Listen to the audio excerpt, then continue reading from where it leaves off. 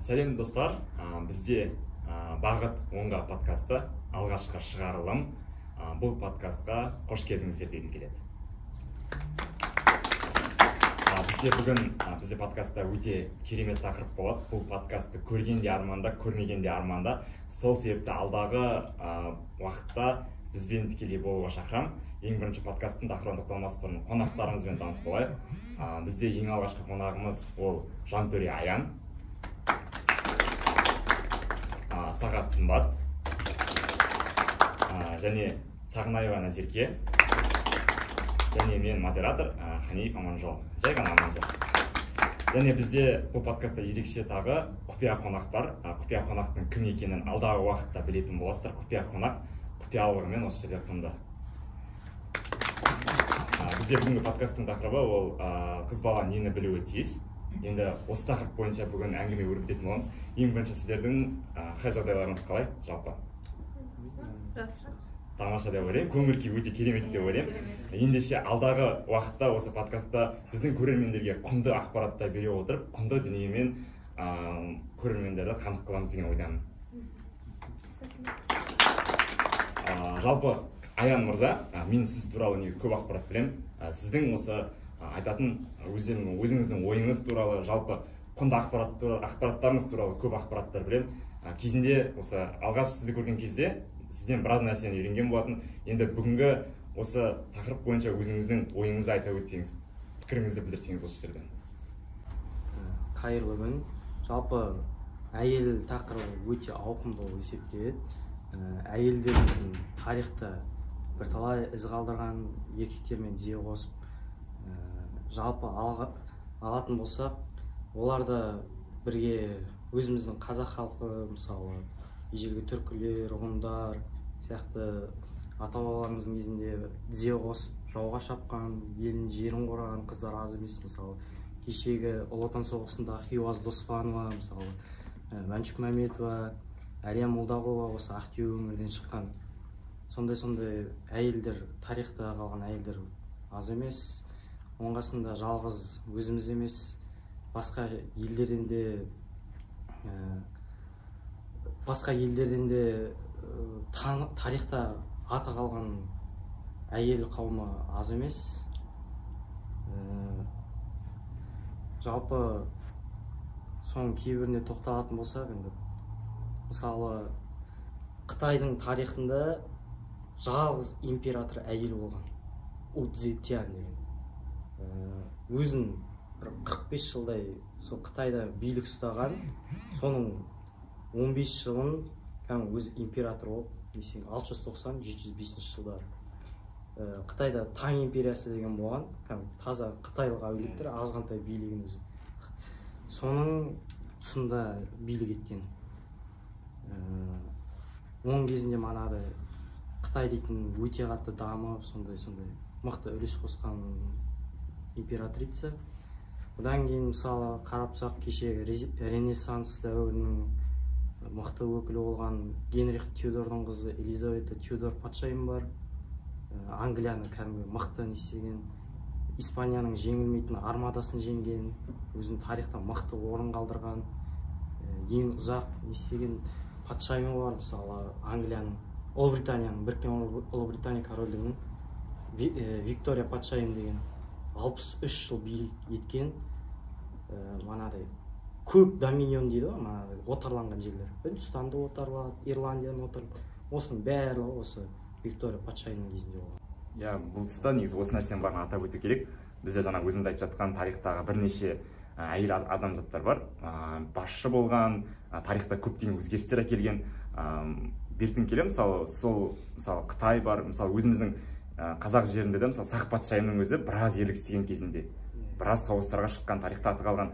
Енді осы тұста олардың ерліктерін атап өткеніңіз ол әрине жақсы. Енді сол туралы, мысалы Сақ патшайым туралы сіз қандай ойдасыз, сол туралы айтып кете аласыз ба бізге? Сіздің айтып отқаныңыз Томирис патшайым туралы, жалпы ол кісіде тарихта өте қатты орын алған, аты аңызға айналған әйел. Себебі ол заманда Парсы империясы өте қуатты, қарсы келе алмайтын мемлекет, империя болған. соның патшасы Кир дейді ғой, сол Кирдің жеңіп бүткіл 450 мың әскерін бірін қалдырмай жойып жіберген Томирис патшайым.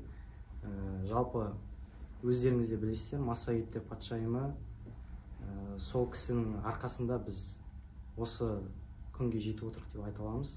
Осындай мақтанышпен айта аламыз деп ойлаймын.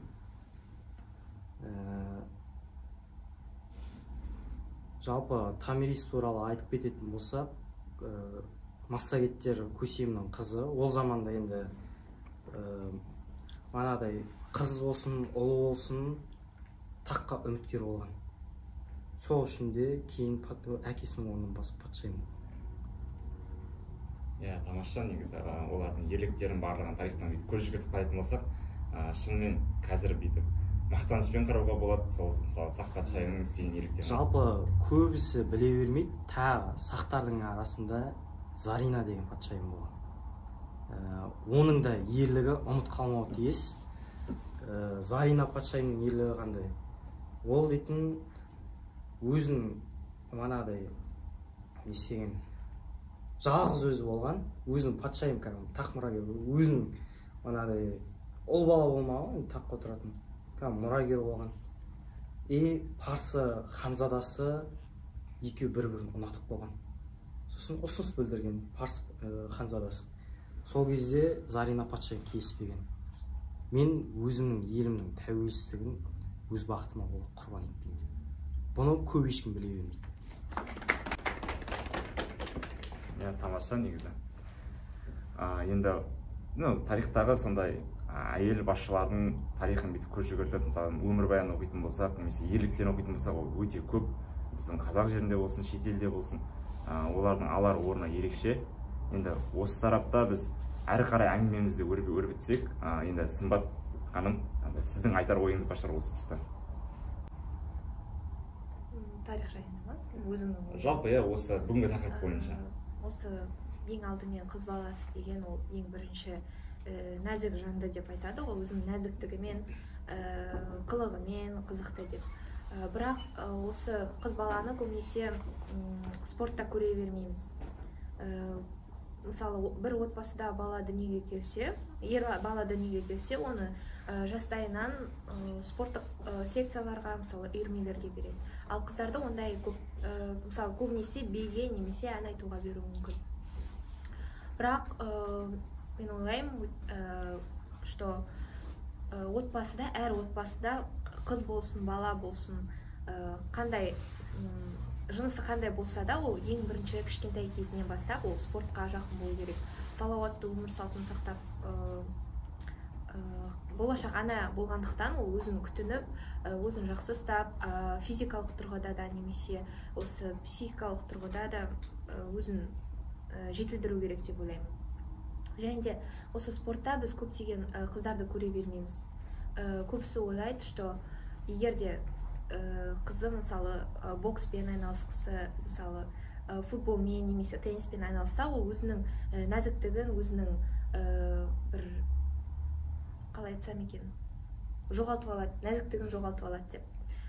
Бірақ осы спортта да, спортшы болудан басқа да, мысалы спортта көптеген жұмыстар бар. Мысалы спорт комментаторы болу мүмкін, немесе спорт блогері, немесе спорт журналисті болу мүмкін. Көптеген осы саланың іші де көптеген салаларға бөлінеді. Және де мысалы бір спортқа қызығып, оны қарап, мен спортшы болып кетем деп ойламай, бірақ сол істі жақсы көре тұра, өзінің сүйікті хоббиін тауып, өзінің ісін тауып, сонымен бірге алып жүруге болады деп есептеймін. Мысалы, қазір мен сұрап көрейін қыздардан, араларыңызда футбол немесе теннис көретін, немесе басқа да спорт түрлерін көретін қыздар бар ма деп. Кім қарайды? Ешкімнің, көп қыздардың осындай қызығушылығы жоқ. Бірақ Ақтөбеде, басқа өңірлерден, осы Қазақстан басқа өңірлерінен қарағанда, бізде Ақтөбе футбол клубы өте жанкүйерлері өте көп. Біз стадионда кішкентай баладан үлкен әже, аталарға шейін көре аламыз. Оны көрген кезде, мысалы, үлкен әжелерді өзінің газеттерімен билеттерімен алып мысалы футбол қарауға келіп тұрған көрген кезде бір мысалы андай өзім көзім қызығады қараған кезде өйткені спорт деген ол қызығушылық, ең алдымен ол жан жақты болуға, саморазвитиемен айналысуға, мысалы өзінің ортаңды табуға, таныстарыңды табуға, достарыңды табуға да өте көп көмегі бар. Және де мысалы сол футболды немесе теннисті қарап та сен көптеген жаңалықтарды біліп, мысалы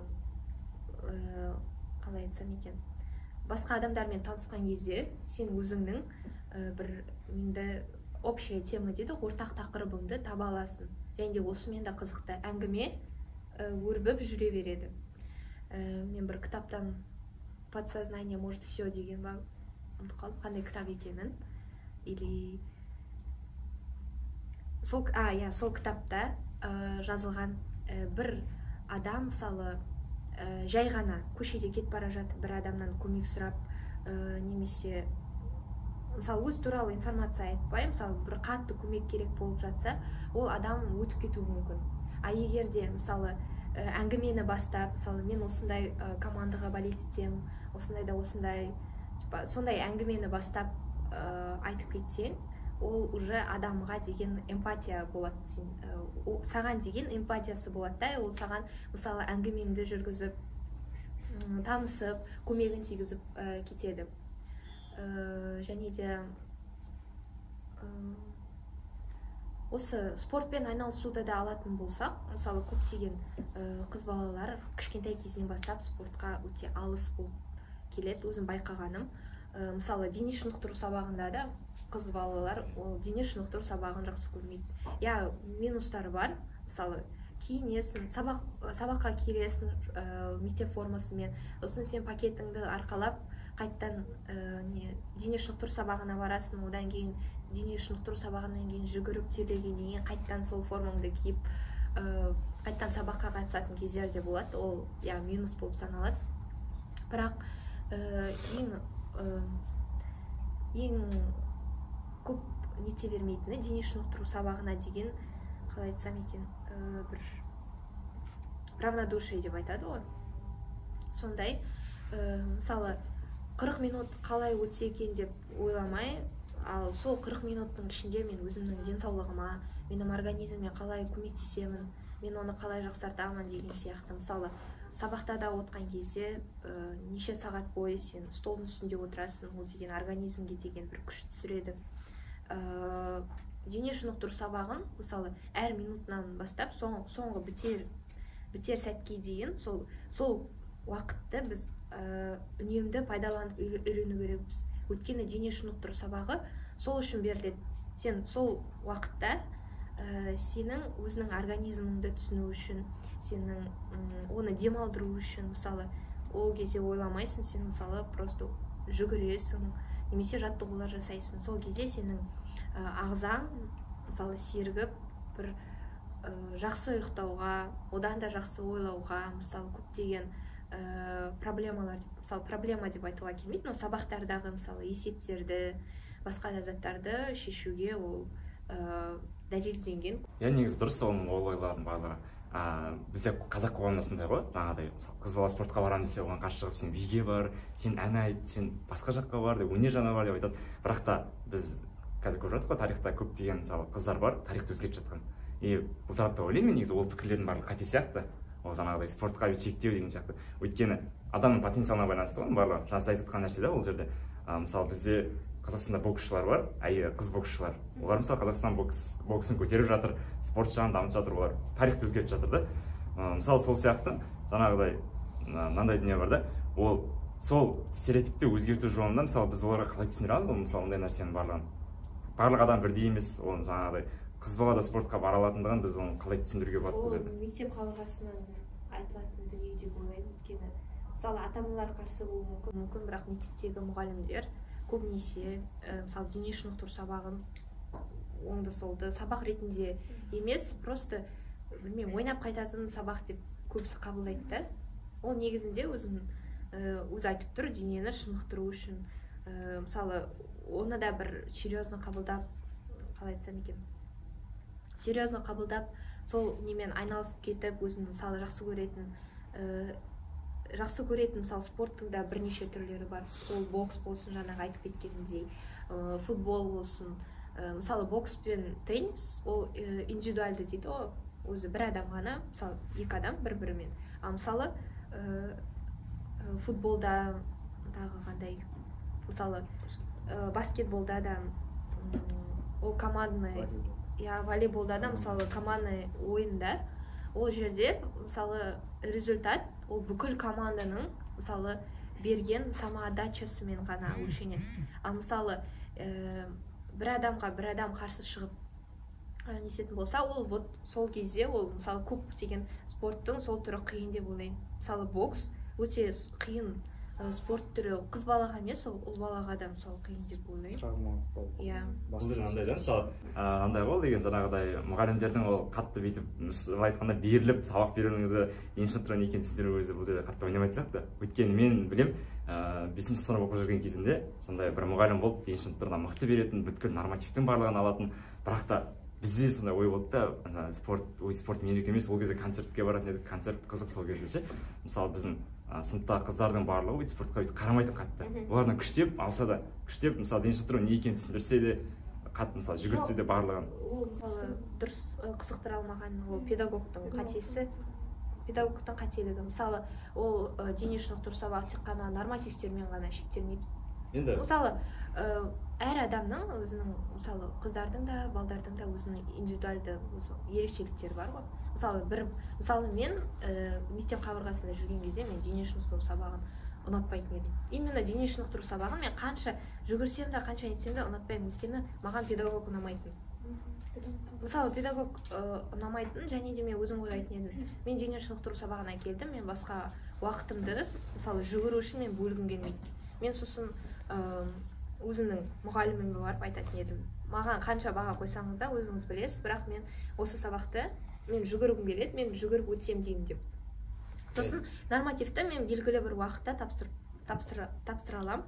Және де ешқандай мұғалім, егер де мен осыны жасаймын, мен жүгірем, немесе мысалы баскетбол несіне допты лақтырам, немесе балдар мысалы көбінесе футбол ойнайды, мен балдармен бірге футбол ойнаймын десе, ешкім оған қарсы болмайды деп ойлаймын. Мысалы мұғалім қорқуы мүмкін, және де қауіпсіздік үшін. Бірақ егер де сен түсіндірсең, я мен осындай болғым келеді, мен осылай жасағым келеді десе, мұғалім тек қана саған қалай айтсам екен, көмек беріп, поддержка беріп, сені сол әрі қарай өту керек деп ойлаймын. Мысалы білмеймін, Назеркеде қалай болғанын. Бізде де негізі дене шынықтыру сабағы дәл солай болды, андай тек қана ойын түрінде немесе андай киінуге соған ерінетін едік негізі.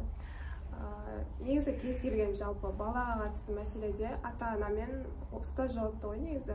Сол үшін де енді педагог ретінде болашақ ең бірінші жалпы сабақты қызықтыра алмаған ол педагогтың өзінің кесірінен болады. Назерке педагог. Бірақ бұл жерде мынандай сұрақ туындайды. Көрермендер де етінен мысалы көріп отқан көрермендер мындай сұрақ туындауы мүмкін. Мысалы жаңа сіз өз сөзінде айтасыз да, мысалы менде қызығушылық болған жоқ деп. Демек сізде спортқа деген потенциал жоқ. Ал бұл жерде педагогтың кінәсі деп бір жаққа жауап салу бір андай жоқ. Мысалы қызықтыра білу керек. Бір қыз мысалы ол жақсы жүгіреді, бір қыз мысалы жүгіре алмайды. Мысалы мен норматив тапсыра алмаймын, бірақ мен жақсы жүгіремін. Мен жүгіргенде мен жылдамдыққа емес, мен наоборот ұзақтылыққа, неге қалай айтсам екен, қашықтыққа жүгіремін. Мысалы соны мысалы педагог әр баланың осы индивидуаль несін ету керек. Мысалы математика сабағында егер сен математикаға жақсы болатын болсаң, мұғалімдер деген сені олимпиадаларға жібереді ғой. Сол сияқты да, әркімнің мысалы біреу жүгіретін болса, немесе біреу мысалы солай жақсы ойнайтын болса, оны әрі қарай дамытып, оның қызығушылығын туындату керек деп ойлаймын. Қыз бала болсын, ол қыз бала, ол спорт жақсы көреді, оны дене шынықтыру мұғалімі көреді, оны қолдайды. Бірақ та енді бізде мектеп деген ол кішкентай ғана көл. Ал егер оның спорт жағында потенциалын тағы ашу үшін бізде мотиваторлар айтады ғой, сен мықты спортшы немесе мықты сол салада жетістікке жеткің келсе, сен океанға шық дейді, яғни мұхитқа шық дейді. Сол себепті осы бізде жаңағыдай мәселелер туындайды да, ол мектеп деген көлден ол океанға қалай шығады, осы қоғамда қандай өзгерістер айту керек ол үшін? Оны қоғамға қалай түсіндіру керек? Мысалы тағы да айтып кетсем, педагогтарға тағы да тіреледі.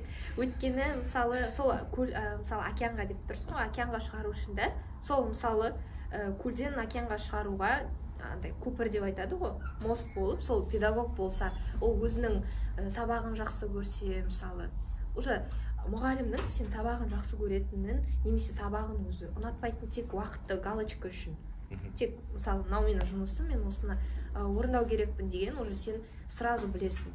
Мысалы кейбір мұғалімдер болады, тек сол нені сол сабақты өткізу, қалай да болсын солай өткізу керек. Ал кейбір мұғалімдер болады, сен результат бермесең де сол затты саған үйретпей қоймайтын. Мысалы сен сол тақырыпты ерте ма кеш па білсең, сол тақырыпты уже педагог біліп отыру керек. Сен уже соны түсіндің ба, түсінген жоқсың ба, и соны в дальнейшем әрі қарай өзі апару керек. Вот сол кезде мысалы көптеген мұғалімдердің нелердің несі өзінің пәнін дұрыс аша алмауында деп ойлаймын.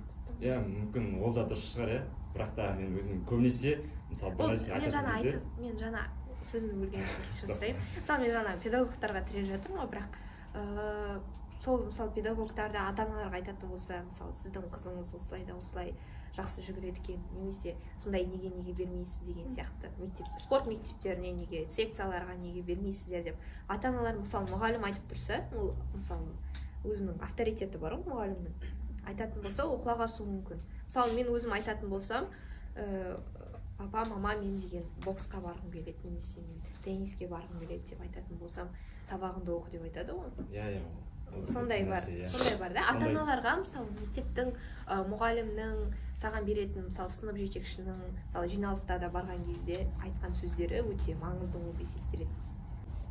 Иә, бірақ ондай дұрыс, иә, оны кереғар тұстар да бар біздің қоғамда, оны енді айта алмаймыз, үлкен мәселе болып кетеді ол деген. Енді көбінесе мысалы бір нәрсе айтатын кезде мен өзімнің өмірімнен мысал қылып аламын. Жаңа ғана айттым, мысалы 5-ші сыныпта осындай оқыған кезде болды деген сияқты. Сол мектеп кезінде көргенде менің сыныбымда оқыған қыздар бар, спортқа өте жақсы, мықты жүгіреді, тоғызқұмалақ мықты ойнайды, бірақ та олар жаңағыдай океанға шыға алмай жатып белгілеп тұрады ше. Енді осы видеоны көріп отқан менің ұстаздарым болса, кешірім сұраймын бірден. Мен де кешірім сұраймын. Бірнеше мектепте оқыдым, мен бірақ енді қайсы мектеп екенін анық айтпай ақ қояйын бұл жерде. Жалпы иә, біздің қоғамда сондай ата-аналардың тарапынан немесе жаңа айтқан педагогтардың тарапынан сондай кереғар тұстар болады. Енді бұл тұста сіздің мектебіңізде сізде сондай мәселе болды ма, Назерке ханым? Иә, бізде де негізі сол нәрсе ғой, өзінің мамандығын сүймейтін адамдар бірінші ең түп тамыры сол мамандықты сүймеуден басталады педагогтардың. Көбіне енді мұғалімдерден еститініміз жаңағы бұны айтса да біртүрлі шығар, бірақ сонда да ақша үшін біз жүрік деген сияқты нәрселер айтады көбіне. Ол нәрсе уже балаға айтылғаннан кейін ол қателік болып табылады да, бала уже мұғалімге деген сыйластығы, мұғалімге деген дәрежесі, мұғалімнің дәрежесі баланың алдында түсіп қалады. Сондай сияқты біздің дене шынықтыруда да сондай мұғалімдер тек жай әшейін қарайтын болды. Бізге андай спорт туралы көп айтқан жоқ, тек қана жаңағы ер балалар бөлек, өздері ойнайды, қыз балалар бөлек, сондай болды. Және жаңағыдай енді жарыстарға барып жатады, бірақ бір-екі бала сондағы мектептің негізгі қателігі сол ғой. Бір-екі баланы айналдырып барғыза береді, болды, басқа ешқандай. Сол үшін де жалпы спортқа дұрыстап жаңағыдай көңіл бөлу керек. Иә, негізі солай көңіл бөлу керек. Енді бізде шамалы тақырыптан ауытқылар болған сияқты. Енді осы подкастты ұйымдастырушыларға құлақ қағыс ретінде келесі шығарылымда арнайы осы педагогтар үшін арналарды сұраймыз. Өте қызық болады сияқты осы жерде. Енді осы тұста бізде Аян мырза, сізде мысалы осы мектепте сондай қыз балалардың тарапынан сондай ұнамай қалған сәттер, жаңағы спорт жағынан сондай нәрселер болды ма сіздің мектепте? Өзіңіздің жеке өмірде көргеніңіз мысалы ретінде. Ондай барлық мектептерде бола береді. Қыздарды шет қақпай ету, мысалы ұлдарды көбінесе футбол ойнатып қойып, бүткіл спорт залда беріп қою деген сияқты. Бізде де болды ондай жағдайлар. Бірақ кейде олар да амалсыздан біз өмірге футбол ойнап кететін еді. Ұнатпаса да. Ойнатқысы онда білмеймін. Бірақ ол балалар сен аяқ барып өзің жерде бір сұрап мен көрермендерге сұрақ қоя аламын ба? көрермендерге әрине болады. Мысалы ер балалар отыр ғой мына жерде, сендерден сұрағым келетіні осы, сендер спорт тақырыбында мысалы қыздармен әңгіме айта аласыңдар ма, немесе бір спортты прям сүйіп өйтіп қызығушылықпен қарайтын қызды білесіңдер ма? Иә. Айтып кетсең сол туралы. Мысалы қандай спорт түрін қарайды, немесе Волейбол. қандай мысалы бір ойнайды ма? Волейбол ойнайды, любитель ғой. Мысалы уже оның деген ол қыздың мысалы өзінің қызығушылығы бар, өзіне не керек екенін біледі. Мысалы бос уақытында мысалы ол волейбол ойнап өзінің уақытын тиімді пайдаланып солай айналысады деп айта аламын. Енді бізде осы тұста жаңа бізде айтылған ойларды сараптай келе мынандай ой туындайды да. Мысалы Аян мырза, сіз тарихтағы ержүрек әйелдер туралы айттыңыз, ержүрек басшылар туралы айттыңыз, әйел басшылар туралы айттыңыз. Мында мысалы екінші бізде спортта жетістікке жеткен қыз балалар туралы сөз қозғалған болатын. Енді осы тұста екеуін байланыстыратын не нәрсе деп ойлайсыз? Сіздің ойыңызша өзіңіз? Енді екеуі де спортта да былай да тарихқа еніп бар ғой, алтын әріптермен жазылған. Мысалы біздің өзіміздің олимпиада чемпиондары бар қыздар, мысалы Ольга Шишигина бар, Ольга Рыпакова бар, секіруде мысалы қарап теннистен мана кімдер бар? Елена Рыбакина бар. Елена Рыбакина бар, сосын Зарина Диас бар. Сондай қыздар көп. Мысалы бокста мана айтып жатыр, Назым Қызайбай бар, мысалы екінші орын ба, бірінші орын ба алды олимпиадада.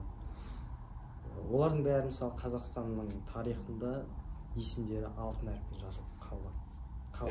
Біз енді ол нәрсені барған келсем, бірақ та менің өзім ойым бойынша шамалы басқаша негізі ойлаған болатын. Енді бізде осы тұста біздің қонақтардың бүгінгі сұхбатты ашылып сұхбат бере алмау себебі көрермендердің қолдауы жеткіліксіз жатқан осы тұста бізде. Көрермендер шамалы қолдап қойса, бұл жерде біз өзіміз отырып шай ішейік деген тақырыпта болып отыр жалпы айтқанда. Сол себепті мен ойлаймын, ол жаңағыда тарихтағы қолбасшы әйелдер мен спорттағы жетістікке жеткен қыз балалардың арасында ержүректік деген нәрсе бар сияқты. Қалай ойлайсыздар оны? Екеуіне де бару үшін батылдық керек қой. Спортқа да кез келген бара алмайды. Мен мысалы спортқа бара алмаймын, өйткені менде батылдық жоқ деген сияқты. Енді ерік жігер. Осы тұста енді сол ержүректік туралы айтсақ, яғни бізде тақырып қыз бала нені білуі тиіс, енді сол ержүректік ол қалай ойлайсыздар осы нәрсе туралы, өздеріңіздің ойларыңызды? Ержүректік ол екінің бірінде бола бермейтін қасиет. Оның бәрі кішкентай кезден қалыптасады жалпы. Негізі кішкентай кезден қалыптасады, бірақ та сол жаңағы мысалы шектеу қойып жатады, айттық қой біз шектеу қояды деп. Сол нәрсе ержүректік деген нәрсе, батылдық деген нәрсені басып тастайды деп ойламайсыздар ма? Өзіне не керек екенін білетін болса, ол басылмайды. Ол қанша қойдым болды, ешқандай спорт, ешқандай мысалы қалай айтсам екен, енді айналыспаймын, мен уже демаламын, мен басқа да оқуым бар, мысалы жұмысым бар десе де, ол по-любому сені тесіп шығатын бір андай қасиет болып саналады мысалы. Бүткіл әлем қарсы тұрса да, ол өзінің мақсат етеді дейсіз. Сол үшін де жетістікке жетеді. Сол үшін де жетістікке жетеді. Бірақ бұл жерде ең айтқым келгені спортта не обязательно олимпиада чемпионы болу немесе бір чемпион болу. Ең алдымен өзің андай доказать ету керексің, что сен осыны жасай алатыныңды. Мысалы көптеген қыздар барлық, мысалы мына отырған қыздардың барлығы мысалы бір жарысқа қатысатын болса барлығы чемпион болып кете алмайды ғой. Мысалы бірақ көптеген нәрсені түсінеді, көптеген өзіне деген мысалы опыт жинай бастайды, өмірлік тәжірибе, ол әрі қарай өмір сүруге де өзінің көмегін тигізеді. Мысалы қазіргі біздің өмір сүріп жатқан кездегі болған мысалы жағдайлардың барлығы бізге ол опыт ретінде кетеді. Мысалы болашақта сен өзің мысалы балаңа немесе қызыңа сол туралы мысалы айтып бере аласың. Соны мысалы қалай болса да мысалы қыз енді болашақ ана ғой, өзіңнің мысалы ақыл кеңесіңді мысалы беріп. Дұрыс, ол нәрсенің барлығына келсем. Енді бізде жаңағы ержүректік, батылдық деген нәрсенің барлығы үлкен рөл ойнайды. Қыз бала білу керек тиіс нәрсенің бірі сол ержүректік пен батылдық сияқты. Кез келген салада болсын, өзінің жетістікке жету үшін соның барлығы болу керек деп ойлаймын. Енді бізде осы тұста тағы да айтып өткен нәрсе, енді сол мысалы біз жаңа тарих пен спортты бір-бірімен байланыстырдық. Яғни былай айтқанда бізде қоғамда қыз бала білу керек нәрселердің барлығы бір бірімен тікелей байланысып жатыр деген тұжырымға келуге болады осы жерде. Енді Назерке ханым, сіздің өзіңіздің ойыңыз болса, пікіріңіз болса осы тұста айтатын. Жақсы, рахмет. Жаңа айтып жатыр ғой, жалпы Аян да айтып жатыр, өзін сымбатты айтып жатыр. Енді жалпы Аян тарихтағы бойынша айтты, спорт жағынан бойынша айтты. Енді жалпы айтатын болсақ, жалпы қазақтың қызының немесе қазақ әйелінің қоғамдағы рөлі бойынша айтатын болсақ, қай заманнан болсын жалпы қыз баланың рөлі ол үлкен дәреже болған. Ата бабамыз қыз балаларды өте қатты сыйлаған, төріне отырғызған. Яғни ол төрге отырғызудың да өзіндік жаңағыдай астарлы дүниесі бар. Яғни қыз баланы қонақ деп санаған өзінің үйінде, сол үшін де оны жоғарыға отырған. Енді мысалы өзімнің немден айтатын болсам, менің енді ата әженің қолында өстім, ата әженің баласымын. Мен енді атам ылғида осы уақытқа дейін, енді қазір өз үйімдемін ғой, сол үшін де ылғида жаңағы төріне отырғызады. Менің орным ылғида үйімде төр болып табылады. Сол үшін де жалпы қазақ қашанда атам заманнан бастап қыз баланы төріне отырғызып, өзінің жаңағы рөлін көрсеткен, өзінің орнын көрсеткен болатын. Енді қазірге келетін болсақ, қазіргіде жалпы қыз баланың рөлі ерекше. Бұрында енді былай салыстыра келе, бұрында жаңағы тарихта былай оқитын болсақ, немесе көркем әдебиеттерде оқитын болсақ, қыз баланы көбіне білім жағынан, немесе жаңа айтып кеткендей спорт жағынан ондай енді болмаған ғой. Ал қазіргі уақытта мысалы қыз балаға барлығы мүмкіндік бар деген нәрсені айтқым келеді. Яғни қыз балаға білім алуға да рұқсат. Енді спортқа кішкене шектейтіндер бар шығар, бірақ еркіндікті жаңағы дұрыс істейтін отбасылар да бар да, жаңағыдай қыз баланы шектемей жаңағы спортқа да беретін отбасылар бар. Сол үшін де жалпы қоғамдағы рөлі қазіргі уақытта жаңағы білім алу жағынан да өте еркін. Енді жалпы қыз балаға негізі болашақ ана деп қарайды, бір үйдің жаңағы келіні ретінде қарайды болашақ. Сол үшін де енді айтады ғой, қоғамды тәрбиелегің келсе, қызды тәрбиеле дейді ең бірінші. Және де тағы да сөз бар, жаңағы әйел адам бір қолымен бесік тербетсе, екінші қолымен әлемді тәрбиелейді дейді, әлемді тербетеді дейді. Яғни болашақ ұрпаққа жаңағы тәрбие беретіндіктен қыз баланың білімі де, білімді болуы, сонымен қатар жаңағыдай жан-жақты болуы маңызды болып табылады ең бірінші. Тағы не айтып алады? Иә, ол дұрыс, жаңа айтып жатқан нәрсе, мүмкіндік беріп жатыр дегенше. Қазір сондай қоғам ғой бізде. Шектеулі мүмкіндіктер заманында, шектеулі мүмкіндіктерде шексіз мүмкіндікті пайдалануға үйрететін заман қазір бізде. Біздің мүмкіндігіміз шектеулі болса да барынша үйренгіміз келеді, білім аламыз, жаңағыдай әртүрлі подкасттар қараймыз, осы секілді мысалы дамып жатырмыз деген сияқты.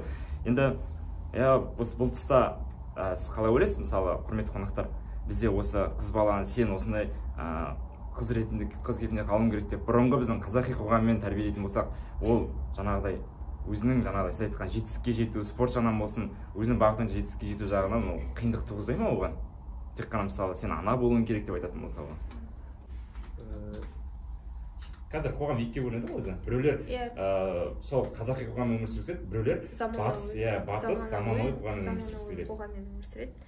Мысалы спорт деп айтып жатырмын ғой, мысалы көптеген қыздар қазір андай қалай айтсам екен, феминист емеспін, бірақ андай көптеген қыздар мысалы тамақ пісіре алмайды. Оны мысалы білмеймін, болмайды, мысалы пісіргісі келеді бір тағамды, бірақ ол шықпайды. Ондай мысалы қыздарға үйінде ата-аналары мысалы жаңа айтып жатыр, төрінде отырғызады деп, мысалы белгілі бір уақытқа шейін сені мысалы сыйлайды да, уже сен 13-14 жасқа келген кезде сен уже асханаға жақындап, уже кухняға жақындап, соның тірліктерімен жүресің. Мысалы ол да дұрыс, оны да мысалы сен осыны жаса деп айтқанда дұрыс емес деп ойлаймын. Осы қыздың өзінің қызығушылығын тудыру керек. Ең алдымен мысалы асханаға, ас үйге, мысалы бір тамақ пісіруге болсын, немесе бір қалай айтсам екен, торт пісіруге болсын, белгілі бір мысалы навык дейді ғой, кулинарный бір белгілі бір заттарды білу үшін қызығушылық тудыру керек. Мысалы күнде мысалы ол қыз макарон немесе картошка жасай берсе де сен мысалы жегің келмейді ғой, сол сияқты мысалы онда қызығушылықпен өзінің мысалы қалай айтсам екен өзінің жақсы тұстарыңды сен уже ана скиллдеріңді көбейте беру керексің деп ойлаймын. Мысалы қазіргі қоғамда сен бір затпен ғана, бір ғана спортпен ғана, мысалы бір ғана оқумен ғана, бір ғана жұмыспен ғана шектеліп қалу ол дұрыс емес деп ойлаймын. Қыз баласы болғандықтан сен мысалы жан жақты, мысалы Аянмен мысалы тарих туралы айтып, менімен спорт туралы айтып, мысалы Назеркемен мысалы әдебиет туралы айтып, сол сияқты мысалы қыз өзіне қандай қызығушылықтар керек екенін, өзіне жақын екенін, соны әрі қарай дамыта аламын деген белгілі бір хоббиларды өзіне жинап, соны әрі қарай дамыта беру керек деп ойлаймын өзім. Осы қазір бізде қалың көрерменнің ойы қақ жарылып, екі тарапқа бөлінетін айдан анық болып тұр осы. Енді қазір барлығымыз білеміз, батысқа еліктеп, заманауи қоғамда өмір сүріп жатырмыз. Қазір кез келген қыздың мысалы әлеуметтік желідегі парақшаларын қарайтын болсақ, TikTok түсіретіні, салатыны видео, мысалы мен өзім білемін да, мысалы өзімнің құрдастарым арасында қарайтын болсам, кейбір қыздардың әлеуметтік желіге жүктеген жаңағыдай видеоларын қарайтын болсам, кейбіреулері отбасы болу, тамақ пісіру сондай мысалы ақпараттар салып жатса, ал екіншісі өзінің жаңағыдай ақша тапсам екен, мысалы дамысам екен, заманауи дамысам екен деген ойлармен айтады. Енді осы дұрыс, мен ойымша да солай ойлаймын, сіздің ойыңызбен толық келісемін, жан жақты болу керек. Өйткені бір бағытпен, бір арнамен жүру ол бізге жетістікке жетелемейді. Солай ғой? Тек қана бір арнамен жүре беретін болсаңыздар, ол деген. Сен ешкімге өзіңе де қызық емес, сен басқа адамдарға да қызық емес. Сен мысалы көптеген мысалы өзіңнің қызығушылықтарың көп болса, сен басқа адамдарға да қызық боласың. Мысалы сенімен бүкіл тақырыпта, бүкіл неде әңгіме айтуға болатынын мысалы адамдар біледі. Мен осы жерде бір факт айтып өтейін осы жерде. Бізде білеміз ғой, әлемде 4 мұхит бар. Атлант мұхиты бар, Атлант мұхитында географиялық ақпарат қой бұл деген. Атлант мұхитына мысалы біздегі әлемдегі ең суы мол өзендердің бірі ол Амазонка. Осы менің білуім бойынша Атлант мұхитына Амазонканың 500 арнасы бар екен құятын. Яғни ол тек қана бір арнамен ғана құйып жатқан жоқ, 500 жақтан құйып жатыр. Яғни ол сол 500 жақтан құюының салдарынан ол қазіргі таңда мықты өзендердің бірі. Яғни ол айтқанда өзінің жетістігіне, мүддесіне жетіп жатыр. Осы дәл сондай даму керек, жан жақты даму керек, ол тағам да пісіру керек, ол басқасын да істеу керек деген сияқты. Қызығушылықтың салдарынан. Жаңа айтып жатсың, мысалы нетсем екен, дамысам екен, ақша тапсам екен деп. Мысалы сондай тұста көбінесе қазіргі үйден тамақ жасамай, мысалы сырттан тамақ беріп. Ол әрине. Мысалы әрине ақшаң болса әрине жасай аласың, бірақ мысалы ол тамақтың барлығы пайдалы деп айта бермейміз. Бір жағынан ол бізге андай өкініш тудыратын сияқты, қалай айтсам екен оны, андай сырт жерден тамақтан үйреніп кетудің өзі мысалы ол тамақ жасау бойынша да оның жаңа айтқан скиллсын дамытпайды ол. Бір орында тұрып қалатын емес. Мысалы ол жасай алмайтын болса да белгілі бір базаны білу керек. Тырысу арқылы үйренуге болады дейсіз ғой. Тырысу арқылы мысалы үйренуге болады, ол өте қиын андай формуламен немен шығаратын емес. Ол өзінің вкусың бойынша мысалы саған не ұнайды, сенің жақындарыңа не ұнайды, мысалы үйдегі папа мамаңа не ұнайды деген сияқты. Мысалы Аянның мамасы біледі ғой, мысалы Аянға не ұнайтынын. Мысалы сол сияқты өзі жасай береді. Және де қалай айтсам екен, осы кім бар ғой бізде әлемдік деңгейде жұмыс істейтін аспаздар бар ғой, Нұсрет па кім еді сол? Ол да мысалы кезінде мықты тамақ дайындаған жоқ, бірақ ол тырысты, талпынды. Ол деген мықты, мысалы кулинарий деп айтпайды ешкім. Оның өзінің бір мысалы кулинарияда да өзінің бір саласын тауып, ол ет жағынан мысалы ол крем ет тағамдарын сондай не жасап. Осы мен айтқым келген ойым негізі бұл тырысу арқылы ол дамытады деген нәрсе ғой. Ол да сөйтіп тырысты қазіргі таңда әлем мойындап отыр ғой. Оған барады соны ет үшін арнайы. Сол сияқты. Шоу үшін мысалы өзі қызықтырып жететін болса әрине дұрыс деп есептеймін. Енді осы тұста менде көрермендердің тарапынан бір сұрақ туындауы мүмкін. Мысалы жаңа біз тарихтағы әйелдер туралы айттық, спорттағы әйелдер туралы айттық, және осы қыз баланың, әйел адамның қоғамдағы орны, рөлі туралы айттық. Енді осы үшеуін қалай байланыстыруға болады бізде осысы? Мен көрермендер тарапынан сондай сұрақ туындайтын шығар деп ойлап отырмын. Қалай байланыстыра аламыз оны біз? Әмбебаптылығы дейді ғой. Егер Универсалдық. Жалпы мен қоса кетейін. Жалпы негізі кез келген жалпы қыз баланың дамуы ол ең бірінші жаңа отбасынан басталады дегім келеді. Себебі мысалы жаңа Сымбат айтып кеткендей 13-14 жасқа дейін жаңа төрде тұрады, одан кейін жаңағы кухняға сондай жұмыстармен айналысып кетеді деген нәрсені айтты да. Бірақ кейбір отбасылар бар, мысалы өз отбасым деп өзім мақтай берейін. Жалпы менің отбасымда ондай еркіндік көп болды да. Еркіндік деген нәрсе, бірақ еркіндікті пайдалы жағы бар және пайдасыз жағы бар. Оны пайда жағынан асыртып біздің үйде, яғни мені бірден андай қазірге шейін мен өйтіп тамақ істемеймін үйде. Менің әжем бар, сосын мамам бар, сол екі кісі істейтін. Маған тек қана сабақ оқы, сосын өнермен айналыс, өзіңе ұнайтын нәрсемен айналыс дейтін.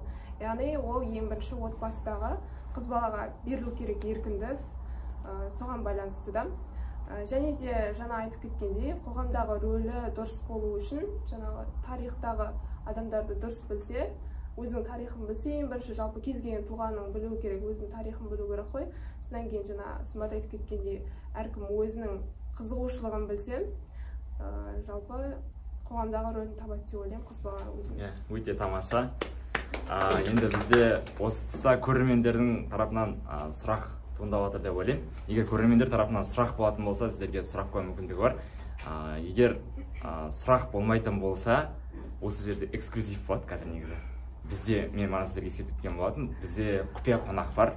Құпия қонақ бізге қазір осы студияға келіп отыр. Қазір бізге осы құпия қонақ келіп, әрі қарай біздің сұхбатты өрбітетін болады. Ендеше құпия қонақты күтіп алсақ. Негізі өзі қарақым болды.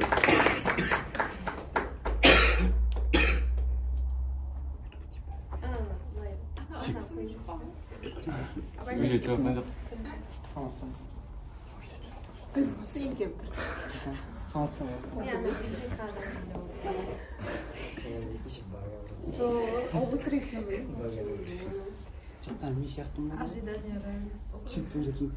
Бізде құпия қонақ, ол бізде Елғонды Сабыржан мырза біздің студияға қош келдіңіз.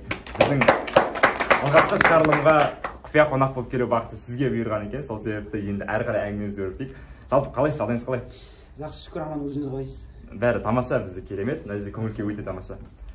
Енді мына жерде қазір бізде тақырып қыз бала нені білуі тиіс. Қазір сіздің тарапыңызға сериалды ортасынан көрген адам түсінбей қалады, сол себепті түсінбей қалмас үшін тақырыпты айтып қалған сізге. Жалпы жеке өміріңізде қандай жаңалықтар болып отыр, бәрі тамаша ма? Барлығы тамаша, барлығы керемет. Ойдағыдай. Көңіл-күй қалай бүгінгі? Көңіл-күй керемет. Жақсы, онда әрі қарай сұхбат жалғастырайық. Жалпы біз бүгін қыз бала нені білуі тиіс деген тақырыпта әңгіме өрбітіп жатырмыз осы жерде. Енді осы тұста сіздің өзіңіздің ойыңыз болса, алып қосарыңыз болса. Жалпы баршаларыңызға саламатсыздар ма? Ассалаумағалейкум. Жалпы жағдай керемет. Жалпы тақырыпқа тоқталып өтетін болсақ, қыз бала нені жасауы тиіс, нені білуі тиіс қоғамға жалпы ең бірінші осындай бағыт оңға атты подкаст жобаны ұйымдастырып, осындай бағдарламаның арқасында тереңірек бізге тақырыпты талдап отырған осы бағдарламаның авторы Тоқмұрзаев Асылбек Аймұрзаұлына алғыс білдіргім келеді. Осындай керемет подкаст жобасын ашып, заман біздікі интеллектуалды элиталар одағының клуб ретінде, элита ретінде әрі қарай дамуына зор септігін тигізіп жатқан тұлғалардың бірі.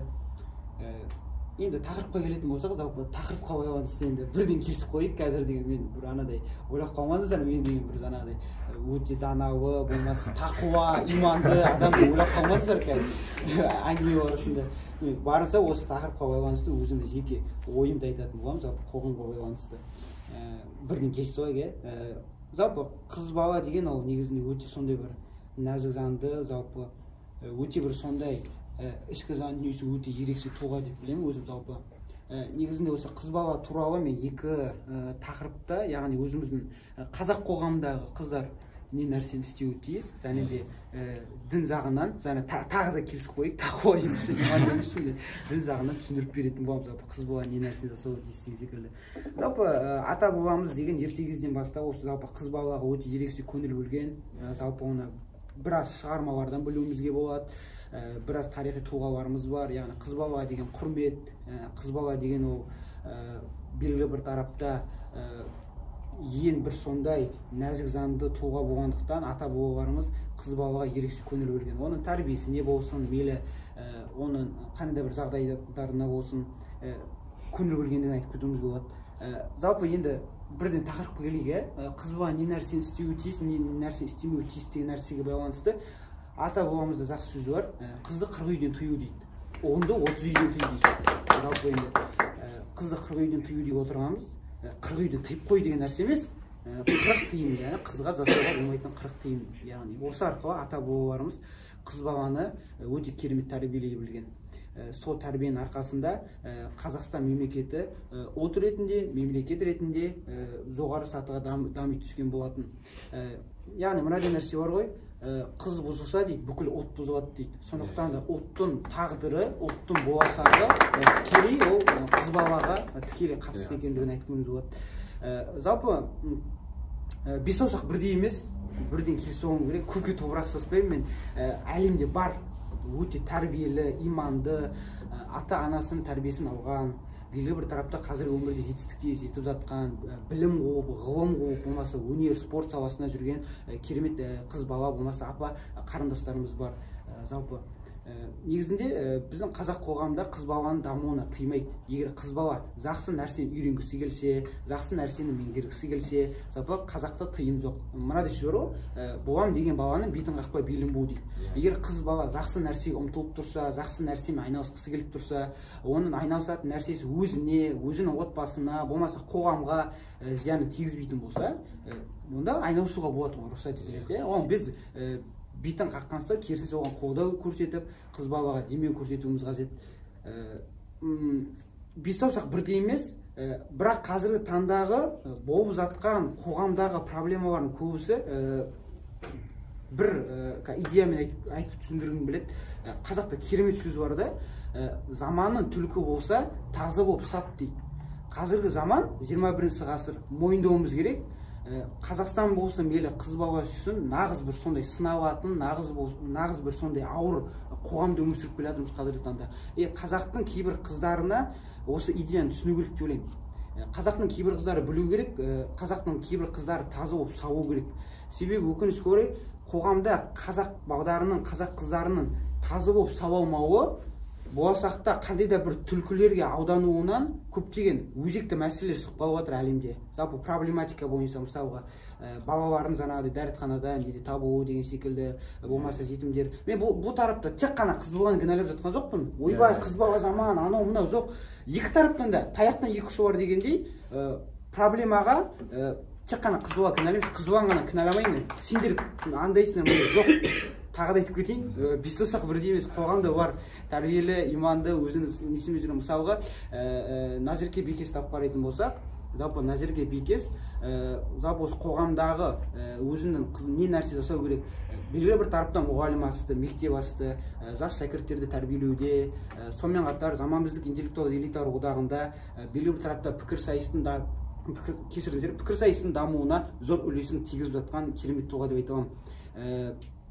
Сонымен қатар діндік жағынан көптеген әңгімелер тыңдадым, мен өтірік айтпай қояйын, интервью тыңдайсың, кітап оқисың, анау мынау.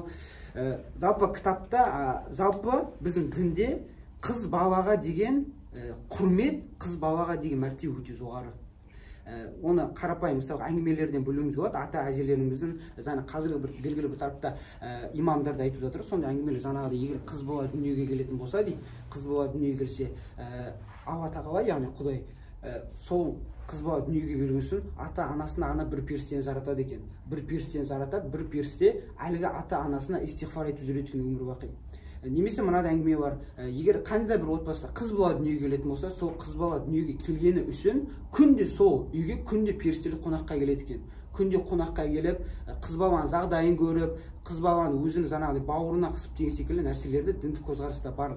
Яғни бұдан түсіне беруімізге болады, жалпы Құдайдың қыз баласына деген құрметі өте керемет, өте ерекше, шексіз екендігін көруімізге болады. жалпы енді идея тұрғысынан Сабыржан мырза, енді осы Иә, тұста сөзіңізді бөлейін. Құрметті көрермендер, мен сіздерден кешірім сұраймын. Басым deyip кешірім сұраймын. Не үшін кешірім сұраймын? Сабыржан мырза өзін дана, тақуа емес деп алдаған үшін кешірім сұраймын.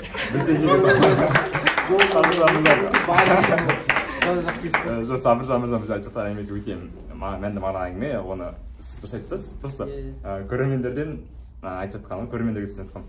Енді осы жаңа сіз айтып жатсыз, діни тұрғысынан болсын, біздің қазақи қоғам бойынша осы өзіңіз ойыңызды айтып жатсыз.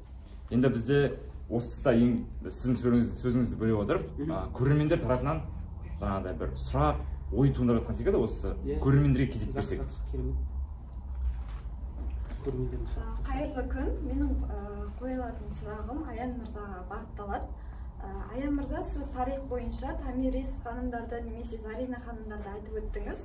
Ал қазіргі қазақ қоғамына сол патшайымдар сияқты батыл, ержүрек қыздар билік басына келсе, сіздің көзқарасыңыз қандай болар еді? Әрине, менің көзқарасым жақсы болады. Себебі қыздарды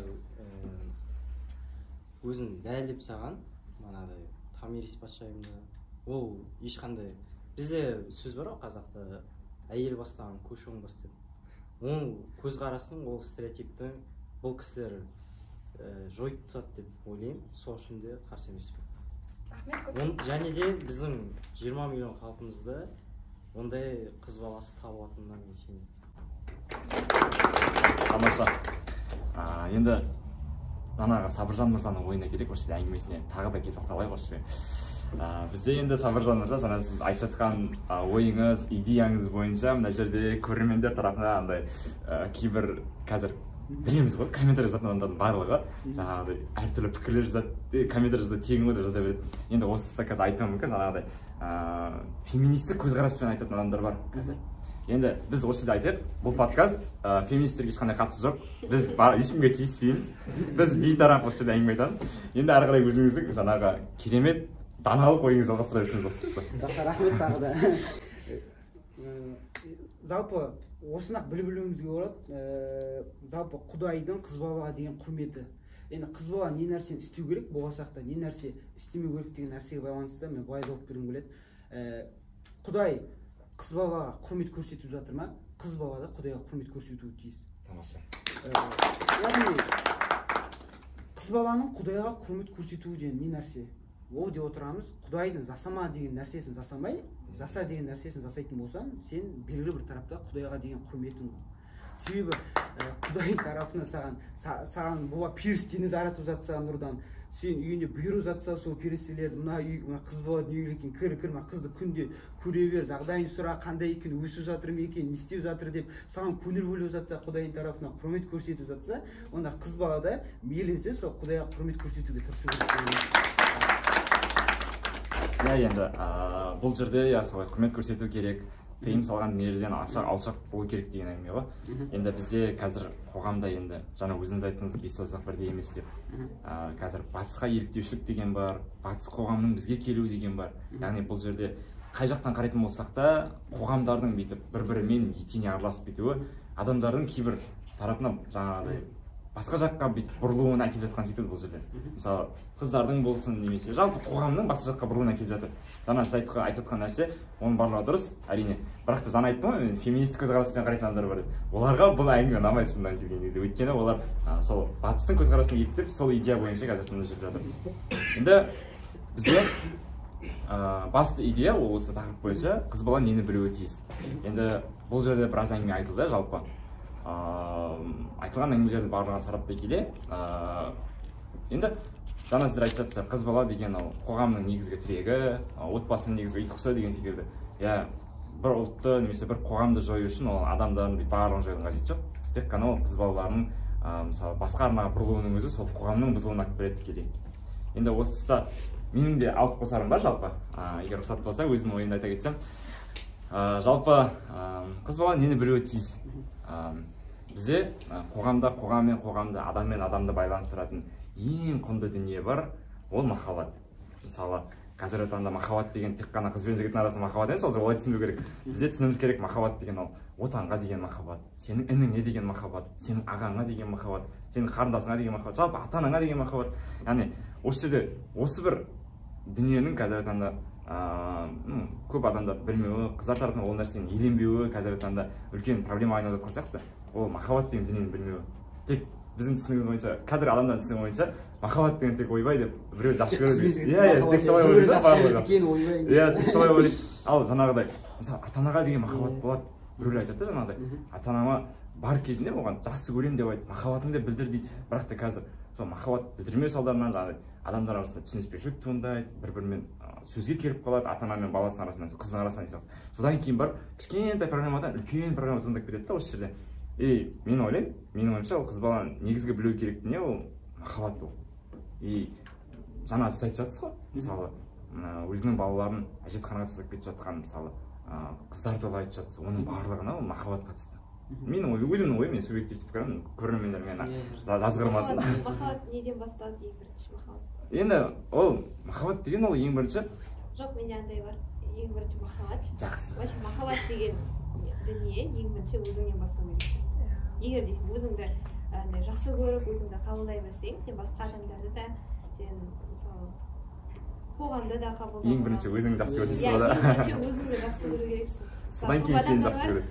Өздерін жақсы көріп енді нарцисс болып кетті деп айтып жатқан жоқпын, бірақ ана өзіңді қабылдай білу керексің да, өзіңнің қандай екеніңді біліп, соны түсініп, сол махаббат бірінші өзіңнен басталады. Толықтырып айтып кетсем бола ма? Қазір енді өзің жақсы көру туралы біздің қазір қоғамда бар, андай жігіттердің қыздар тарапынан бар, өзінің самооценка дейді ғой, соны биік қойып, өзін шектен тыс жақсы көретіндер бар қазір енді. Енді өзін жақсы көру деген дұрыс нәрсе ғой. Айтады, ең бірінші өзіңді жақсы көр, чтобы сен басқа жақсы көру үшін. Яғни сен өзіңді жақсы көрсең, сен әлемді жақсы көре аласың, сен айналаңды жақсы көре аласың. Ең бірінші түсінген ойымша махаббатты өзінен бастау керек. Толықтыр. Жалпы Сымбатхан айтқанды толықтай қосып аламын мен. Жалпы адам, жалпы қыз бала болсын, мейлі ер бала болсын, махаббатты өзінен бастау керек. Яғни өзін қабылдай білу керек. Жалпы қазіргі енді қызға байланысты тақырып бұл, қызға ойлаймын. Жалпы қыздардың көптеген проблемасы қыз балдары өз-өздерін жақсы көрмейді. Мысалы қоғамда көріп жатыр, мысалы бір қыздар бар, диета ұстайды, олардың өзінің дене бітімі ұнамайды, біреуге бойын ұзындығы ұнамайды, біреуге түр, пүл, анау-мынау макияжға барады, бүйтеді, диета ұстайды, таңертең жүгіреді. Яғни оның барлығы проблемалар неден туып жатыр? Яғни қыз баланың өзіне деген жаңағы махаббаттың болмауы. Яғни ол ойлай береді, мен ой мындай жерім андай, өзін төмендете береді да. Керісінше мына нәрсені білу керек. Мақұл, егер де барлық қыздар барлығы бірдей идеальный болатын болса, барлығы бірдей, мысалы дене бітімі де идеальный, түрлері де идеальный, ойлау жүйелері идеальный болатын болса, онда деген қоғам деген қызық болып кетеді, қоғам онда хаосқа айналады онда деген. Қыз бала мына нәрсені түсіну керек қой. Қыз бала мысалға толық қыздар, мысалы олар арық қыздарға қарап армандауы мүмкін, мысалға дене бітім, бірақ та толық қыздарда арық қыздар жоқ қасиет болуы мүмкін да бойында. Сондай нәрседе қыз балаң, яғни адамды жаратқан кезде адамды жаратады белгілі бір тарапта. Жаңағыда айтып тұрмын, Құдайдың қызға құрметі. Сол арқылы Құдайдың тарапынан қыздарға беріледі. Мысалға кез келген қызға әртүрлі бір ерекше қасиет, ерекше болмаса қабілет береді Құдайдың тарапынан. Оны яғни сыйлық деп қарастыруымыз қажет. Яғни сыйлық, соны қыз бала түсінуі тиіс. Яғни өзін төмендете бермей, мен андаймын, мен мындаймын, мен түрім сондай деп емес, керісінше өзінің қандай қабілеті бар, қандай қасиеті бар, соны жақсы жағынан дамыта беру керек. Шүкіршілік ету керек. Мысалы енді мен негізгі жаңа айтқан нәрсем ол махаббат туралы басталған болатын ғой жалпы. Сол ғой негізі. Ең бірінші жаңа сіз айтқан нәрсенің барлығын елемей, шүкіршілік ете отырып, өзіңе махаббатты ашу керек, өзін жақсы көру. Сен қандай болмысыңда бол, сен өзіңнің қандай болмысыңда болсаң да солай жақсы көру керек қой. Мысалы менің түрім онша емес шығар, бірақ сонда да мен өзімді жақсы көремін сияқты. Мысалы айтатын. Жалпы сол нәрсе сияқты менің ойымша қоғамда жаңа қыз баланы білуі тиіс нәрсенің ең біреуі, көп нәрсе білу керек қой, соның біреуі сол махаббат деген нәрсені білу керек. Ол мысалы өзінің достарына, жаңа айтқан бірінші өзіне махаббатын біліп алса, одан кейін ата-анасына біледі, ата-анасынан кейін былай айтқанда ол шеңбер сияқты ғой. Бір нәрседен шықса, екіншісіне шыға береді деген сияқты. Яғни шеңберден шығу арқылы ол қоғамда нені білуі тиіс деген сұрақтың барлығына жауап табатын сияқты осы жерде. Бірақ ең бастауы содан басталатын сияқты ол жерде. Енді осы тұста тағы да бізде көрермендер тарапынан өзекті сұрақтар бар екен. Сұрақтар легіне кезек берсек. Жақсы қойсын. Назерке Бекешке арналады. Назерке Бекеш, сіз көркем әдебиеттерді жақсы оқисыз. Соның ішінде сізге қазақ әйелдерінен ұнайтын кейіпкерлерді немесе образды айта аласыз ба?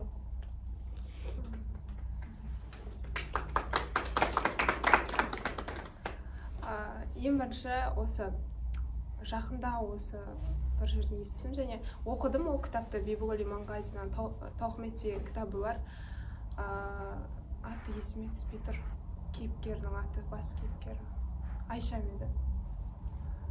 Сол бас кейіпкері сол өте сондай мықты қыз кәдімгідей. Ол жаңағы өзінің отбасында да ана қызды еркелетіп солай өсірген ғой, еркін өсірген, оның жаңағы барлық қалауын істеп өсірген.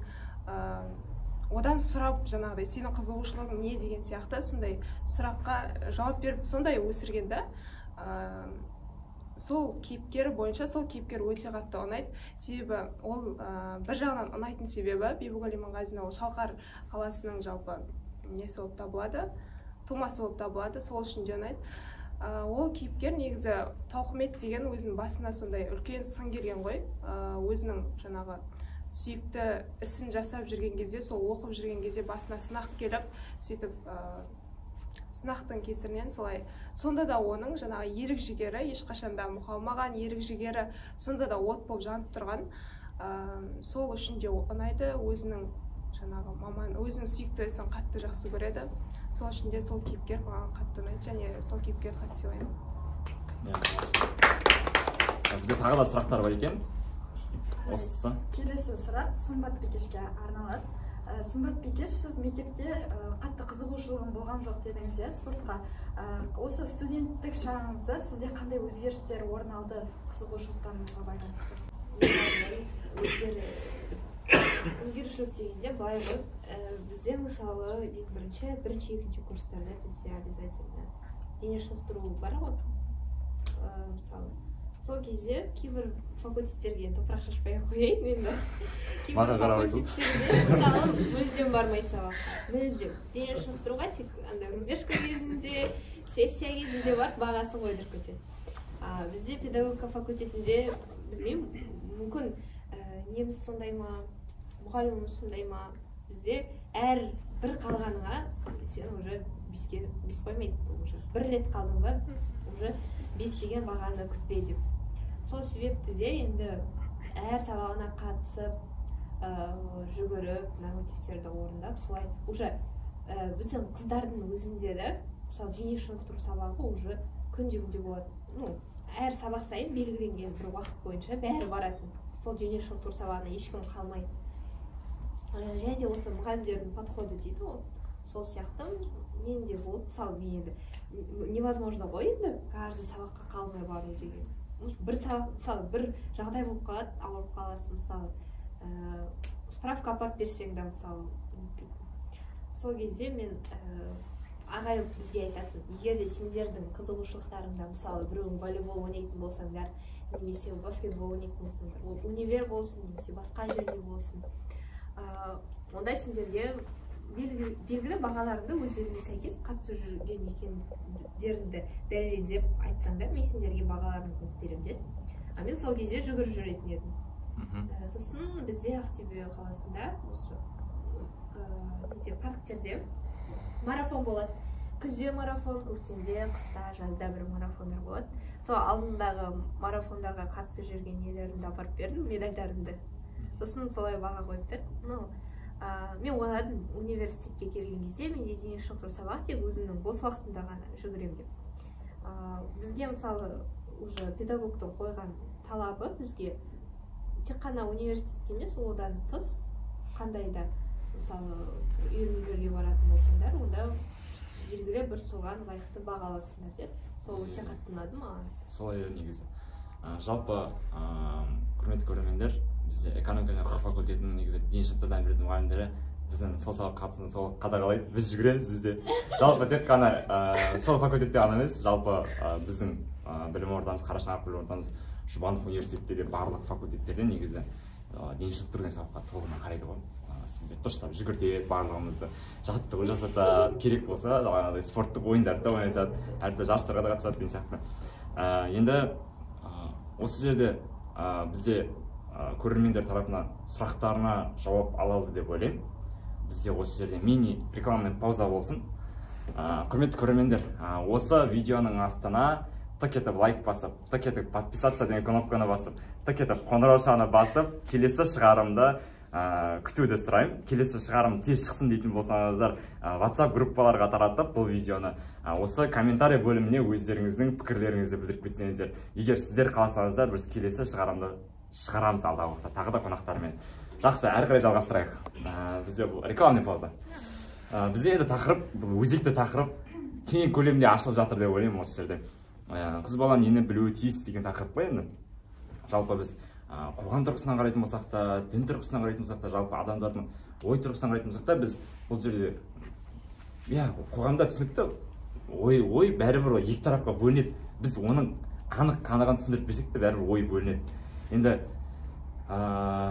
бұл жерде негізі барлық нәрсені енді біріктіріп қарайтын болсақ, манағы тарих болсын, спорт болсын, сіздің айтқан жаңағы даналық ойларыңыз болсын, керемет мысалы, немесе қыз баланың, әйел адамның қоғамдағы рөлі болсын, махаббат деген нәрсенің барлығын біріктіріп қарайтын болсақ, енді бұл жерде енді түпкі осы барлығынан не шығару болады, осы нені білуі тиіс енді, барлығын бір байланыстырып бір торапқа. Бір идея айтайын. Бетек, онда идея жалпы қыз баланың идеалды бейнесі туралы айтайық, сол кезде тақырып толықтай қорытындыланады деп ойлаймын. Идеалды бейнесі қандай болу керек? Идеалды деген қате болады. Идеалды емес. Қатты идеалды базалық мысалы. Сол адам әрбір қызда осы база болу керек деген сияқты. Идеалды адам болмайды дейсіз ғой? Иә, идеалды адам болмайды. Идеалды деген басқаша орай. Бірақ мысалы әр қыз білуі тиіс нәрселер бар ғой енді. Бірінші деп сөйтіп айтсақ барымыз. Аян мырзаны айтатын көп сияқты бізде осы тарапта. Қыз бала енді бәрінен бұрын сол өзінің үлгерімпаздығымен мықты болу керек, бәріне де. Сонысымен есеу керек деп ойлаймын.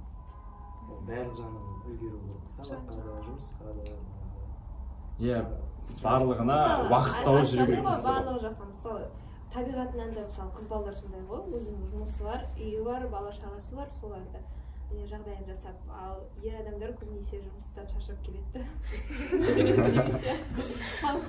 Мысалы әйел адамдар мектепке апарып келеді, үйде тамақ жасайды, күйеуін күтіп алады деген сияқты. Содан кейін балдармен бірге сабақ оқиды, бірге сондай сияқты. Уже әйелде уже ол табиғатынан уже қалыптасып кеткен ғой. Сосын дұрыс сөйлеп, дұрыс жүріп тұру керек деп ойлаймын. Дұрыс сөйлеп, дұрыс жүріп тұру керек. Бұл ойлардың барлығын тікелей келісеміз. Енді сіздердің айтатын ойларыңыз болса. Біздің айтатын ойлар ма? Біздің айтатын ойлар тамақ істей алу керек, кешірім сұраймыз. Өтірік айтамын осы. Оны кез келген қыз бала істей алады деп ойлаймын. Тем более ол қазақ болса, қазақ деген кез келген қыздарын мен 100% сенімді ондай нәрсе істей алатын. Қазақтың қызы әлемдегі ең қазақтың қыздары, әлемдегі ең биік қыздар ғой. Жалпы мынадай идеяны айтқым келеді мен деген. Қазақ қоғамында мейлі Қазақстан тарихын алсақ, Қазақстанның әдебиет, жазушы ақындарын алатын болсақ, әрбір мықты алып тұлғалардың артында мықты әйел адам тұр да. Солардың қалыптасуына сондай бір алып тұлға, ерекше тұлға болып атануына тікелей қыз баланың қатысы бар да. Яғни қыз бала өзі бірінші тәрбиелі болу керек, яғни өзін тәрбиелей алу керек. Сонымен қатар басқа біреуді де тәрбиелей алу керек деп ойлаймын. Сол арқылы, мысалы жаңа феминизм деп айтып отырмыз ғой. Сіз айтып кеттіңіз, феминизм жаңағы не деп.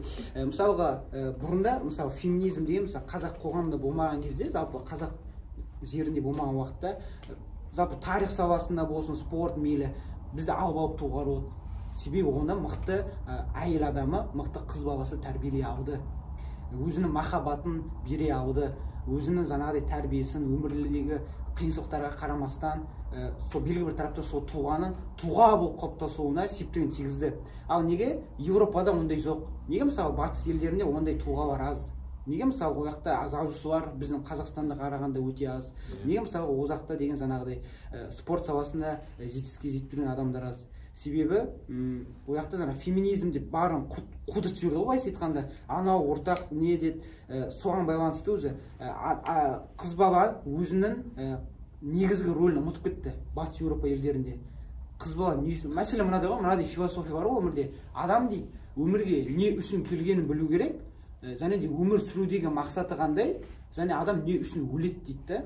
Осы үш нәрсені адам білетін болса, онда ол өмірін зая келтірмейді дейді, яғни уақытын далаға жұмсамайды ол деген. Мейлі олар феминизмде олар бастана берсін, олар кері бағытта, яғни деградацияға ұшырап жатқан қоғам мәселелері. Ал біз керісінше Қазақстан ретінде, Қазақстан тарихы ретінде біз керісінше дамуымыз керек. Ал Қазақстан дамуы тікелей ол қыз балалардың қолдарында деп ойлаймын. Иә, енді дұрыс айтасыз, осы тарақта қыз баланың қоғамдағы рөлі өте ерекше ойнайды, бір өте нәрселер. Осыған айтам, мысалы бізде Мұхамеджан Тазабек бар ғой, соның сөзін айтатын, мысалы ер дейді да, мысалы бір соғыста бір оқиға болған жаңағыдай, әйелінен айырылып қалған екен соғыстан келсе, сол кезде ана батыр жылап жатыр дейді да, мен әйелімнен айырылып қалдым. Сол кезде жаңа жолдастарым айтады екен да, бүйтіп сен неге бір әйел үшін жылап жатсың деп, қайтсам екен, әйел жолда бала белде деген сияқты әңгіме айтады екен сөйтіп. Енді неге жылап жатсың десе, ана әйел менің басымды еңкеймесін деп, ана сол кезде киіз ғой, киізден несін ашып басын еңкеймесін деп ашып тұрады дейді да. Былай айтқанда оған қолдау білдіреді деген сияқты айтады. Бізде жаңа өзіңіз айттыңыз, бізде жазушылар көп, мысалы көптеген жазушылардың шығармаларының барлығы тікелей осы қыз балалардың іс-әрекетіне байланысты шыққан болатын. Мысалы көптеген ақындарымыз бар шығармалар шығарған. Енді осы тұста бір андай қызық бір әзіл бар негізі жалпы. Бізден андай болады, білесіздер ғой, тарихта барлығы баяғы бізде ең бірінші матриархат болды, одан кейін патриархат болды. Енді матриархат заманында барлығымыз білеміз, тікелей әйелдер басқарады, жорыққа да әйелдер шығады, әйелдер аң аулайды, әйелдер былай айтқанда қазіргі ер адамдардың істеп жүрген істерін бәрін әйелдер істейді. Енді барлығымыз білеміз, 8 март, 8 наурыз халықаралық әйелдер күні. Сол баяғыда матриархат заманында андай болған дейді. Әйелдер сол жорыққа шығып аң аулап жүретін болған, ал ер адамдар үйде тамақ істеп, баласына қарап, ойбай менің қазір әйелім келеді, мынаны дайындап қояйын деп қоғамда рөлін солай атқарып жүрген, яғни үйін жинап бәрін тазалап жүрген. Сосын енді бір күні әйелдер сұрақ туындаған ғой, біз ақымақпыз ба, біз жорыққа шыға береміз ба деп, мыналар шықсын бір күн біз демалайық деп, бір күн өзімізге демалыс алайық деп, жаңағы 8 наурызда айтқан ғой, осы күні біз демаламыз, енді сендер шығасыңдар сол күні деп. Сол күні шыққаннан кейін жаңағы ер адамдар жорыққа шығып кетеді, сол 8 наурыз күні, ал әйел адамдар бар үйде қалып қояды. Солай барып біз айтады да, патриархат пайда болды дейді. Яғни сол кезден бастап әйел адамдар өзінің қоғамдағы орнын, рөлін түсіне бастады дейді. Бұл жерде шығатын қорытынды мынандай ғой. Сондағы матриархаттың патриархатқа ауысуына тікелей себепші болған адамдар әйелдер. Ал сол кездегі олардың қоғамдық рөлін өзі сезініп алуы, яғни бала тәрбиесін алып, үйді қараймын деген нәрсесінің барлығы тікелей қоғамды өзгертіп жіберді. Мана айтатын әңгімеміздің барлығы сол қоғам тікелей қыздарға байланысты деген әңгіме осы жерде осындай теория шығады жалпы. Бұл шынайы оқиға емес, мен патриархаттан тап білемін, бұл әзіл жай ғана. Кім айтады? Рахмет. Қолдау болғанына рахмет. Бізде енді жаңағы соңғы бізде енді біздің осы подкасттың соңғы уақыттардан таяп қалды, бірақ та соңғы уақытта жаңағы айтылған идеяның барлығы көрермендерге өтімді болады деп ойлаймын, өйткені маған ұнады ол идея. Жаңағы мысалы бізде қарайтын болсақ, бізде ұлы тұлға көп қазақта. Ұлы тұлғаның көп болуы тікелей қыз балалардың немесе солардың әйелдерінің қолдауынан, солардың әрқашан демеп жүру салдарынан болды деп ойлаймын. Жаңа айттыңыз, жаңағы әрбір мықты ер адам артынан бір әйел тұрады деп. Ол нәрсеге мен келісемін тікелей. Мысалы Абайды қарайық, немесе әртүрлі ақындардың барлығын қарайық, алаш зиялыларын қарайық, олардың барлығы солай қолдаудың арқасында бүйтіп қоғамда өзін көрсете алды деп ойлаймын. Енді себепші болды, ол тікелей деп айтпаймын. Жалпы солай. Енді бізде қорытындылайтын болсақ, бүгінгі подкастта көрермендер тарапынан ешқандай сұрақ жоқ болса, біз бүгінгі шығарылымызды, алғашқы шығарылымызды қорытындылайық. Жалпы бізде бүгінгі тақырыпта ол қыз бала нені білуі тиіс. Бізде осы тақырыпта 1 сағатқа жуық уақытта керемет әңгіме өрбіттік осы жерде. Енді қыз бала нені білуі тиіс, біз қоғамдағы рөлін білуі тиіс, қоғамдағы орны қандай, оның біз айтпаймыз, ол үйде отырсын немесе ол жұмыс істесін деп. Енді ол әр адам өзіне байланысты. Енді қоғамдағы рөлін, орнын білу керек, махаббат деген дүниені түсіну керек, өзіне махаббат, ата-анасына махаббат, жан-жағында достарына, жалпы қоғамға деген махаббат қалыптастыра отырып, ол қоғамның өзгеруіне себепші болатынын біз осы жерде талқылаған болатынбыз. Енді бізде өздерінің алтын уақыттарын бөліп келген құрметті қонақтар, сіздерге алғыс білдіргіміз келеді. Осы подкаст шығарылымына келіп, өздеріңіздің ойларыңызды айтып, даналық сөздеріңізбен бөліскендеріңізге. Жоқ, бұл жерде өте келеді. Келесі шығарылымға дәл осы қонақты шақыру ұйымдастырушылар тарапынан қонақтарға, құрметті көрермендер тарапына үлкен алғысымызды білдіргіміз келеді.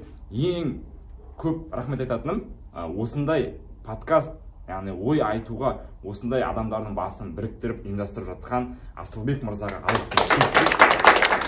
Алдағы уақытта бізде осы бағыт оңға подкасты ары қарай дами беретін болады, егер құрметті көрермендер сіздер бізді қолдайтын болсаңыздар. Сол себепті алдағы уақытта сіздердің қолдауларыңыз бізге ауадай зәруміз деп айтқымыз келеді. Осы шығарылым астына өздеріңіздің ойларыңызды қалдырып кетіңіздер. Асылбек мырзаның айтуы бойынша, осы шығарылым астында керемет пікір қалдырған бір жанға бізде арнайы сыйлық бар. Сол себепті бізбен бірге болыңыздар. Біз сау болыңдар дейміз. Келесі көріскенше.